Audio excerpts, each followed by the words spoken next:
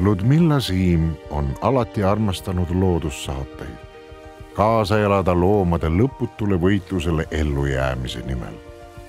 Sama missiooni on kandnud ka legendaarne dokumentalist ja looduskaitsja Sir David Attenborough, kelle sünnist on kohe möödumas 100 aastat.